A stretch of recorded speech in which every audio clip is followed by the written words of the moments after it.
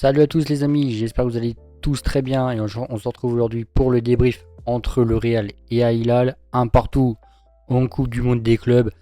Alors il y a des choses à dire. Déjà, petit aparté, excusez-moi vite fait, et après on passe sur le débrief, il n'y a pas de souci. Désolé si l'éclairage n'est pas ouf, j'ai pris une vieille lampe pour essayer qu'on voit. Le micro, j'espère que ça va. Faites des retours s'il vous plaît, s'il y a des choses qui vont, s'il y a des choses qui vont pas, moi ça m'aide à m'améliorer, donc je prends ça avec grand plaisir. Bon. On va commencer par les bons points quand même, parce qu'il y en a eu. Quand même, il n'y a pas eu tout négatif. Déjà, Houchen. Voilà, moi j'ai trouvé très bon. Bon, déjà, il est grand par la taille, donc ça aide pour les ballons aériens, mais je trouvais que dans les ballons aériens, il a été très bon, très solide en défense. Franchement, moi j'ai rien à lui reprocher aujourd'hui. Il a fait un top match, premier match, top. On a quand même des stats, les gars, c'est 100% de duels gagnés, 100% pour une première, 0 dribble suivi, 88% de passes réussies, les gars. Moi, de ce que je vois, il a fait un top match. Et c'est vrai, parce qu'en dehors des stats, son match a été très bon. Très bon point, ça s'annonce prometteur pour la suite. Deuxième point, Gonzalo Garcia. 19 ans, porte ses burns sur le terrain, rien à dire. C'est lui qui fait déjà la percée donc sur le but. Donc, parce que bon, il buteur quand même, ça c'est déjà un bon point. Mais c'est lui en plus à l'origine de l'action, parce qu'il me semble que c'est lui qui traverse tout le milieu de terrain d'Al Hilal. Il décale pour Valverde Rodrigo, magnifique passe pour Gonzalo Garcia, buteur. Donc, voilà, très bonne entrée et pareil, faut continuer comme ça, c'est prometteur pour la suite. Mbappé a du souci à se faire, non je déconne, mais bon bref. Al Hilal, moi je tiens à les féliciter. Moi personnellement, ils m'ont surpris, que ce soit dans la capacité à garder le ballon et même dans les circulations de jeu, etc. Bon après ils ont du CV, hein. Ils n'ont pas non plus des joueurs de street, hein. Ils ont quand même Koulibaly, Milinkovic-Savic, Bonou. Ruben Neves, ils ont des très bons joueurs, mais c'est vrai que ça joue très bien. Et pour une première d'Inzaghi avec Al Hilal, franchement, c'est plutôt réussi. Voilà, moi je pensais pas qu'ils allaient soumettre comme ça le Real comme ils ont fait en première mi-temps. Bon, ça a été beaucoup plus compliqué en deuxième parce que tu sentais que physiquement ça commençait à piocher. Mais la première mi-temps, elle est vraiment très bonne. Je tire mon chapeau, c'est comme une des meilleures équipes de ce que j'ai vu hors Europe, je parle. Vraiment une des meilleures. Bon, maintenant qu'on a fait les bons points, on va parler des mauvais, parce qu'il y en a eu, on va pas se mentir. Déjà, c'est pas possible ton milieu de terrain, je trouve encore une fois, ton milieu de terrain, il est pas bon. À l'image de la saison, voilà, c'est une continuité de la saison. Pour moi, la Coupe du Monde des clubs, c'est pas une nouvelle saison, c'est une continuité. Donc évidemment, tu as toujours les mêmes problèmes. Déjà, le milieu de terrain de Tchouaméni et Valverde, ça ne marche pas. Tu es toujours en retard sur le pressing. Et surtout Tchouaméni, à chaque fois sur le terrain, c'est simple. Tchouaméni court toujours après la balle parce qu'il est toujours en retard sur son pressing. Et ça, c'est quelque chose que Xabi doit lui faire apprendre, doit lui faire comprendre, parce qu'il a l'image de sa saison qui est pas bonne. Le milieu de terrain, ça va pas, il n'y a pas de créativité, il n'y a pas la passe. Vous savez, il n'y a pas le petit dribble, conservation du ballon, il y a rien. Le milieu de terrain du Real est très pauvre. Et il va falloir faire quelque chose parce que tu peux pas continuer une saison comme ça, on va pas se mentir. Donc voilà. On va parler maintenant des latéraux. Évidemment, ça n'a pas été bon. Bon, il y en a un. Il devait appliquer des consignes qui sont pas compatibles avec son jeu. On parlera du cas de Trent on va même parler du cas du Trent tout de suite. Trent, c'est simple. Il avait comme consigne de rester dans sa moitié de terrain et de pas bouger pour apporter un équilibre.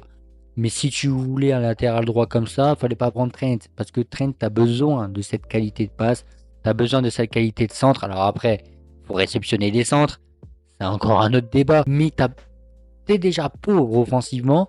Et tu te prives de la meilleure qualité de ton latéral droit. C'est justement sa passe, sa qualité de centre. Et tu te prives de ça en le mettant juste latéral droit qui bouge pas de sa zone. Non, justement, Trent, il a besoin de un peu à la Hakimi, hein, je vais être honnête. Je dis pas que c'est Hakimi, je dis pas que c'est du niveau d'Hakimi, hein, mais il a un style à la Hakimi, les gars. Beaucoup de courses à l'avant, à l'arrière. Il a beaucoup de ressemblances avec le style d'Hakimi. Et si tu le brides dans son couloir, si tu le brides dans son camp, dans sa moitié de terrain, tu ressortiras rien du joueur. Bon, après, les deux passes qu'il a fait en première mi-temps, elles sont honteuses. Mais bon, après, c'était aussi son premier match. Mais tu peux pas jouer avec Trent comme ça, c'est pas possible. Et évidemment, Franck Garcia. Franck Garcia, je veux même pas lui taper dessus. Bon, déjà, le mec, il est meilleur que moi au foot. Donc, concrètement, voilà. Mais il a juste, pour moi, pas le niveau du Real intrinsèquement. C'est un problème juste de niveau pur, en fait. Tu peux l'avoir en sub. Tu joues une équipe de Liga en bas de tableau. Voilà, tu as envie de faire tourner un peu. Tu mets Franck Garcia, mais dans des matchs de Ligue des Champions, tu peux pas compter sur Franck Garcia toute la saison. C'est pas possible. Surtout que Ferland Mendy, Je sais pas ce qu'il devient. Je crois qu'il est même pas sur la feuille de match. Est-ce qu'il est blessé ou pas? On ne sait pas. Donc il te faut un latéral gauche d'urgence. D'urgence. Je pense que c'est vraiment urgent là que tu as un latéral gauche. Je vais pas vous expliquer pourquoi il a raté son match. C'est lui qui concède le péno. Il se prend 2 crochets. Son rein, les gars, je vous jure qu'il est tellement tombé, les gars, que son rein, il était encore sur la pelouse après la fin du match, les gars. Il a dû ramasser le rein en cours de chemin. C'est trop. Je sais plus qui lui a mis les 2 crochets. Je crois que c'est Malcolm ou je sais plus qui. C'est trop. Les 2 crochets qu'il s'est pris, c'est trop. Donc, il a juste pas le niveau intrinsèque pour moi du Real tout court, malheureusement. Et donc, je vais finir par les attaquants. Évidemment, Bellingham, il a pas fait un bon match. En fait, Bellingham, pour qu'il fasse un bon match, il faut qu'il soit impactant sur un terrain. Donc, quand tu regardes un match du Real, tu dis, bah, il est où Bellingham? C'est qu'il y a un problème. C'est que concrètement, il a pas fait un bon match. Et ça me fait chier parce que j'adore Bellingham. Mais là, ça y est, il est temps aussi, la saison se termine pour lui. Même si, évidemment, c'est toujours un crève-lada au niveau de la défense. Il vient quand même défendre, etc. Sur ça, rien à dire. Tu vois, il fait quand même les replis défensifs. Mais c'est trop peu. Pour un joueur de son niveau, c'est trop peu. Il est temps que ça y est, ça se termine. Rodrigo. Bah, Rodrigo, en fait, il revient défendre. Donc ça, c'est quand même bien. Il revient défendre. C'est lui quand même qui fait la place D pour Garcia, pour Gonzalo Garcia. Mais à part ça, les gars, franchement, Rodrigo, que dalle, quoi. Il s'est rien passé, Rodrigo. Mais je vais plus taper sur un joueur qui m'énerve et que j'adore. Mais putain, c'est pas possible de faire des matchs comme ça. C'est Vinicius Junior. Alors Vinicius, je sais que cette saison, ça n'a pas été bon. Je sais que t'as pas eu ton ballon d'or et que ça te crispe. Ok, pas de souci, mais là, faut que tu te réveilles. Parce que là, regarde les stats que j'ai notées, Vini. 2 dribbles tentés, 1 tir, 8 ballons touchés dans la surface. Mais qu'est-ce que tu nous fais? C'est quoi ces matchs, Vini? Vini, avant, il percutait, il proposait, il driblait. En fait, Vinicius, sur son côté, il driblait jusqu'à ce t'en puisse plus. Jusqu'à ce t'en puisse plus.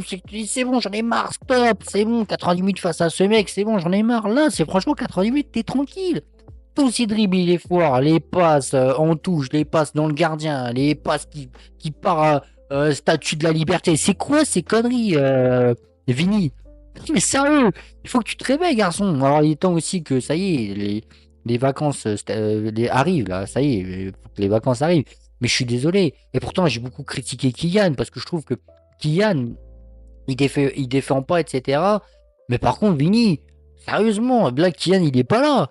Et c'est à toi, c'est toi le leader de cette attaque. Qu'est-ce que c'est ces matchs? Faut vraiment qu'ils partent en vacances.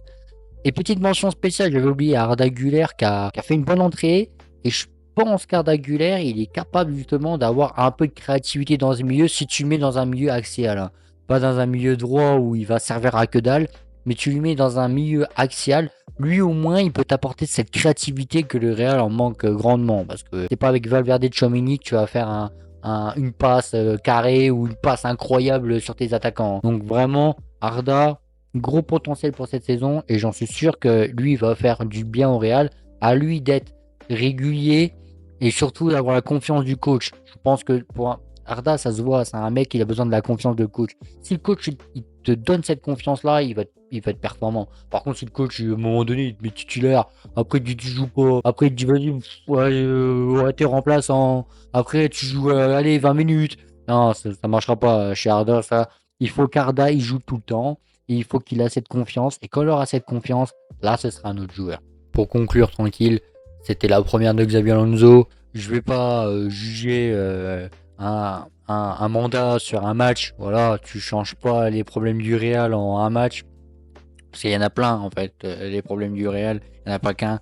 Donc voilà, mais il a quand même du taf, hein, Xabi.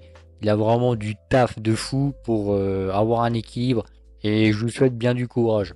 Et pour conclure, chapeau à Hilal, ils ont failli quand même se faire avoir hein, sur le penalty, parce que le Real aurait pu gagner ce match. Hein. C'est ça qu'il faut se dire, c'est que le Real, même en étant, je veux pas dire honteux, mais pas loin quoi, ils étaient à 2 doigts de gagner le match hein, quand même avec un penalty. Alors il y a faute, on va pas se mentir. En fait, il y a faute parce que il fait le geste du bras, et Franck Garcia il joue bien le coup.